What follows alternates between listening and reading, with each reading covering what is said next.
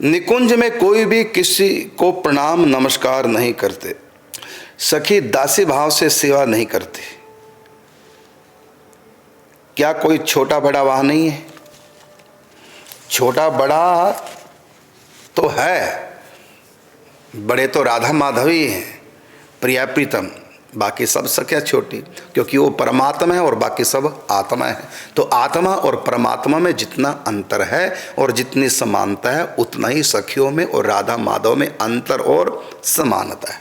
फिर सुनेंगे, आत्मा और परमात्मा में जितना अंतर है और समानता है, जितना भेद और अभेद है, जितना भिन्न अभिन्नता है, उतनी ही सखियों में और राधा माधव में। बस यहाँ एक एक्स्ट्रा वस्तु है, क्या? वो है प्रेम। तो परमात्मा को तो फिर नमस्कार करना चाहिए, श्री राधा कृष्णाभ्याम नमः, इस प्रकार नमस्कार तो करना चाहिए परमात्मा को। सखियाँ आत्मा है तो वो परमात्मा, तो नमस्कार करना चाहिए।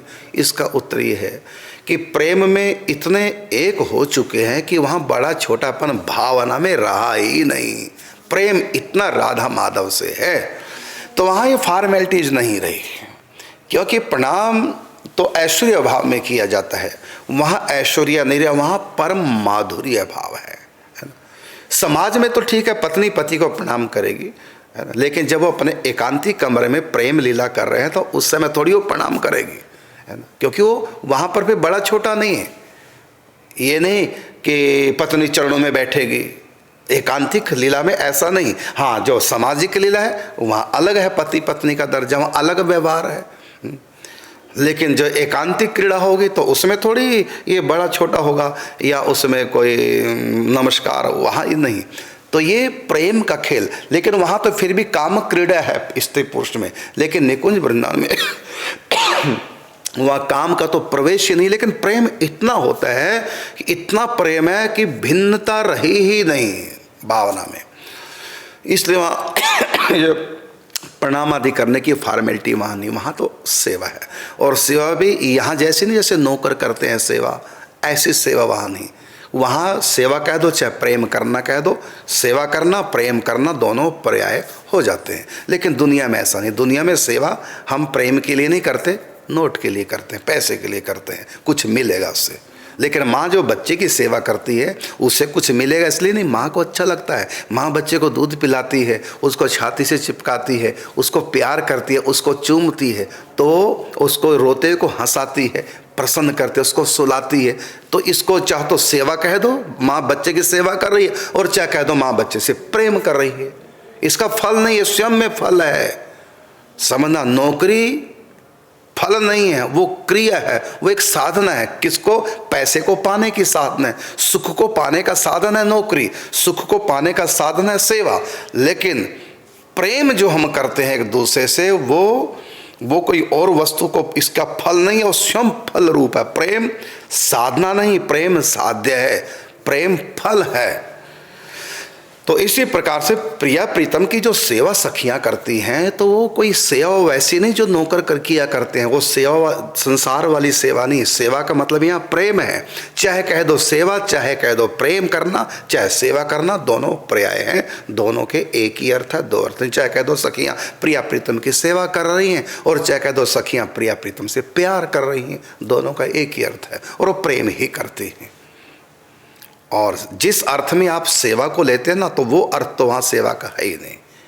प्रेम का जो अर्थ आप लगाते हैं, प्रेम करना, बस वो वहाँ प्रेम है। सेवा इस संसार वाली वहाँ नहीं, प्रेम करती है। जैसे माँ अपने बच्चे से हजारों प्रकार से प्रेम करते, उसको खिला के पिला के सुला करके हृदय से लगा कर हंसा कर चुंबन करती है, आलिंगन करती है, उसको भोजन कराती है, उसको स्नान कराती है, उसके कपड़े धोती है, कपड़े पहनाती है, बच्चे को सजाती है, डिठोना लगाती है, काजल लगाती है, और उसका चुटिया बनाती है। क्या क्या माँ करती है बच्चे का। अब चाहे तो कह दो माँ बच्चे से प्यार कर रही है, चाहे कह दो माँ बच्चे की सेवा कर रही है। लेकिन ये नहीं कह सकते वो सेवा जो नौकरी वाली सेवा है, जिससे तनख्वाह पे मिलती है, वो वाली सेवा माँ नहीं करी। प्रेम करिए अपने बच्चे को, लाड़ लड़ारिए कह लो।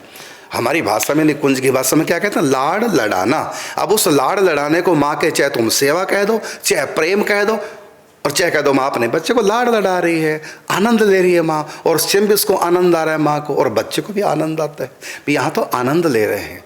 किम नाम भजनम, भजनम नाम रस नाम, वहाँ रस लिया जाता है।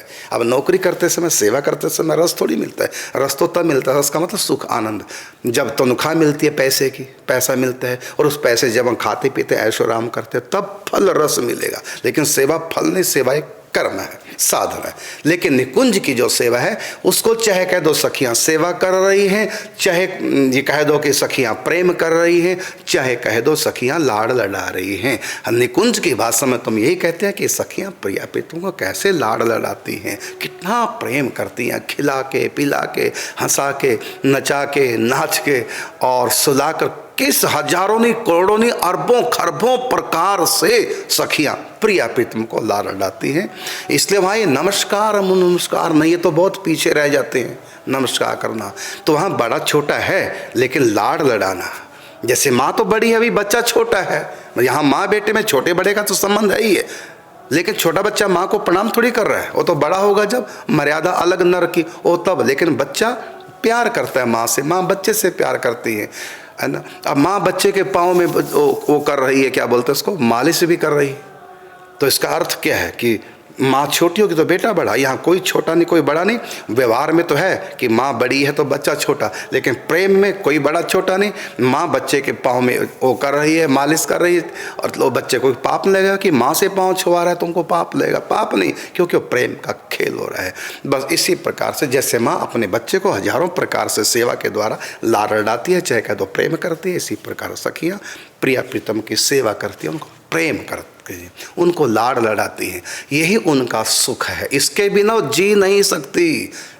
ये कह दो कि वो प्रेम के बिना सखियां एक क्षण भी नहीं रह सकती। तो प्रेम कैसे किया जाता? प्रणाम करके तो सम्मान किया जाता है, किसी को प्रणाम करके नमस्कार कर उसको सम्मान किया जाता है। लेकिन निकुंज के ठाकुर जी सम्मान नहीं, प्रेम। उनको नमस्कार नहीं, जय जयकार नहीं, उनको केवल प्यार चाहिए, इसके सिवा कुछ नहीं। और रस स्वरूप है, प्रेम स्वरूप है। Love is God and God is love. वो प्रेम स्वरूप है प्रिया प्रीतम, और सखियां भी प्रेम स्वरूप हैं। प्रेम के समुद्र में हजारों तरंगे हैं, नाना प्रकार से विलस रहे हैं सखियां, विलास करा रही हैं, कर रही है। बस ये वहाँ प्रेम का आनंद है। संसार वाला कोई सुख वहाँ नहीं है। जो संसार के सुख है ये तो वहाँ है ही नहीं। ना यहाँ का दुख है वहाँ, ना यहाँ का सुख है। यहाँ का सुख की कौन कहे, इससे आगे मुक्ति का सुख, मोक्ष का सुख, वो भी फीका हो जाता है। वो आनंद है इस प्रेम में सखियों को।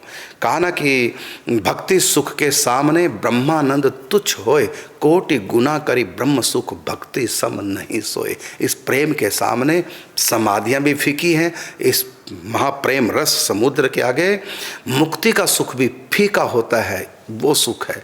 महाराज जनक देखो मुक्ति का सुख लेते थे, विदेह राज कहलाते हैं, आत्मज्ञानी है, ब्रह्म ज्ञानी है, मुक्ति का सुख जीते जी मुक्त, जीन मुक्त महापुरुष। लेकिन जब राम जी को पहली बार देखते उनसे प्यार हो गया, और उस प्यार में इतना सुख उनके मन को मिला कि जो ब्रह्म सुख था, निराकार भगवान का सुख, ब्रह्म सुख, मुक्ति का सुख, उसको भी त्याग दिया। इन्हीं विलोकत अति अनुरागा, बरबस ब्रह्म सुख ही मन त्यागा, सहज विराग रूप मन मोरा, थकित होत जिमि चंद चकोरा। तो राम जी के दर्शन करके उनसे प्यार हो गया, और उस प्यार में, देखने में, प्यार से देख रहे हैं बस, छुआ नहीं। अभी वैसी लीला नहीं हो रही प्रेम की, केवल देखा है प्रेम से। उस प्रेम से देखने में इतना आनंद, इतना रस आ गया कि वो ब्रह्मानंद भी फीका हो गया। जब देखने से ब्रह्मानंद फीका हो गया, तो जब इसे राम जी से जब हम स्पर्श करेंगे, पुत्र मानकर गले लगाएंगे, है ना, तो सोचो कितना प्रेम होगा, कितना आनंद होगा, कितना रस हमारा जनक होगा। तो केवल देखने मात्र से ब्रह्म सुख फीका हो गया। तो देखने में इतना आनंद है, तो उनको स्पर्श करने में, उनसे वार्तालाप करने में पारस्परिक प्रेम का संबंध होगा, है ना, तो कितना उसमें रस होगा। तो इससे भी हजारों लाखों गुना सुख है। सबसे अधिक सुख है सखी भाव में। तो यहाँ नमस्कार तो बहुत पीछे रह जाते हैं। यहाँ मान सम्मान नहीं होता, यहाँ कोई मान नहीं, कोई सम्मान की आवश्यकता नहीं, यहाँ तो प्रेम है बस।